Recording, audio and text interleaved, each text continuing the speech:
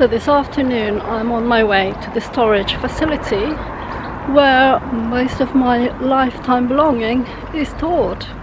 At the weekend I went to the storage facility to start emptying out and getting rid of rubbish that I'd accumulated over time. So how did my worldly goods end up being in a 25 square foot facility? At the beginning of February last year, my now ex asked me to move out of his apartment. The apartment that we'd shared for about 6 or 7 years, and it was meant to be our home.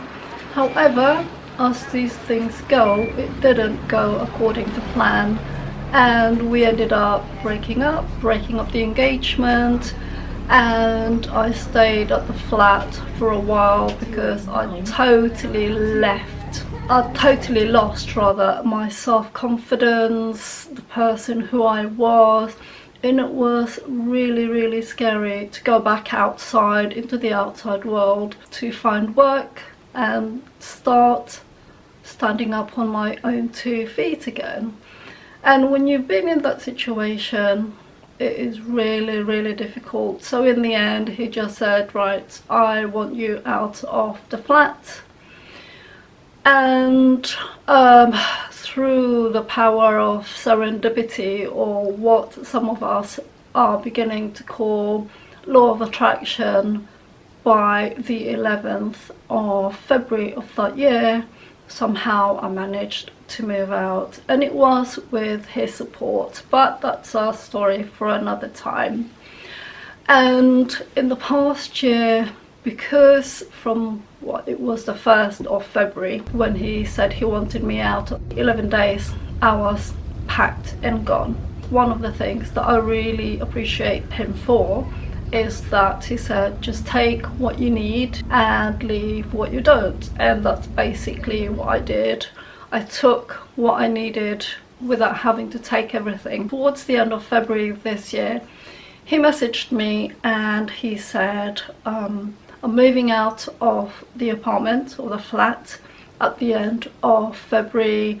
I've put my stuff in storage for a couple of months, and basically I either had to pay the storage fees or to move my stuff out. Every time he messages me or I see his photo come up, it really makes me feel anxious, and I knew that I wanted to stop that, and I had been thinking about getting my stuff from him for a long time anyway, because I just want total freedom from this person.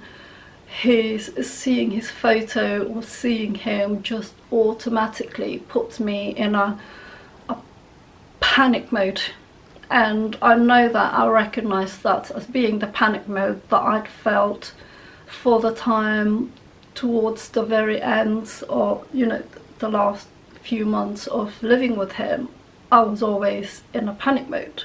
From last year I got anxious because I know that he's still got my stuff, and all that stuff, there's a lot of rubbish in it, to be honest. As you do, you accumulate a lot of rubbish along the way, but there were stuff in there that were from my children's childhood memories, also things that I had from my parents, or things that remind me of my parents, and those were the really important things to me that I needed to get back. So it had been about 2 months notice, and thankfully it was 2 months because it gave me time also to save up, to research where the best deals I was going to get in terms of the facility. So last weekend we went to pick up my stuff, and I felt really anxious going over there. But because I'd had a year of journaling, meditating, trying to understand what happened and accepting my role in the situation of what happened, when we actually got to his end and I saw him, having had time and space away from him, time to understand how I played in what happened. But now that I've had that space to actually think, well, wow, I must have been in a really bad situation to end up with someone like you. Gosh, that sounds really horrible, but that for me is my acceptance of the role I played in terms of why I ended up with this person, and to have ended up where I am, that I'm 56 now. I was 55 when I left that part of my life, and to end up starting over again when you're in your mid-50s is not the best feeling to have or to be in, to be honest. We met up and I had my world's, I call it my world possession, in a medium-sized van, and it was really lucky that I got help and it was all packed in the van. I didn't think it would fit, to be honest, but all my possessions fitted in the van with lots of careful positioning and planning of the boxes. I didn't really feel anything for this person while we were there. All I knew was that now I can see the light of the situation, so to speak, that I didn't really have much to say to this person. However, when we'd left, there was a really horrible part of me that felt like something had been cut off. Something had been cut off from my life, and I really hated the fact that this person had such a pull on me, or had, that I found it hard to let go of. I can't even say let go of that person, because there's a part of me who's let go, and I don't care to be honest. So in the same way as the whole of this year I've been journaling, try and understand what's going on in my feelings and my train of thought. So I journaled, and I came to the realization that my 3-year-old self, or my subconscious, they say that everything that happens to us, there's a part of our body or our muscle cells or what have you that memorizes these feelings. Because I was close to my dad when I was very young, and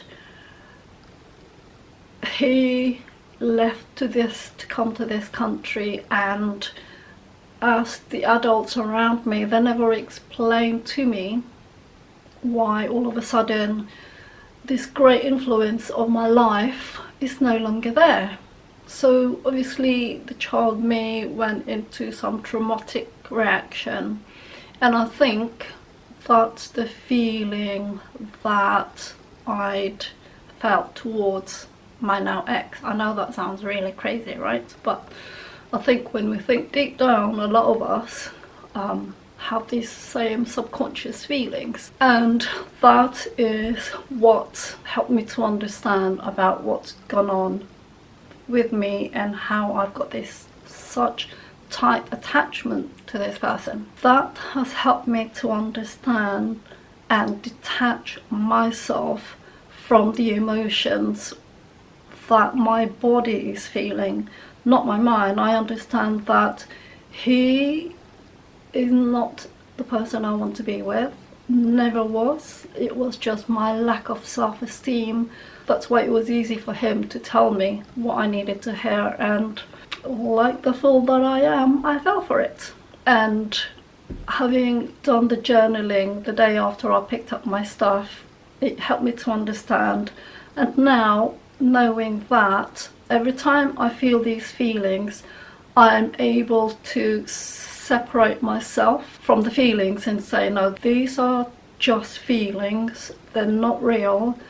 they're not me, how would I rather like to feel?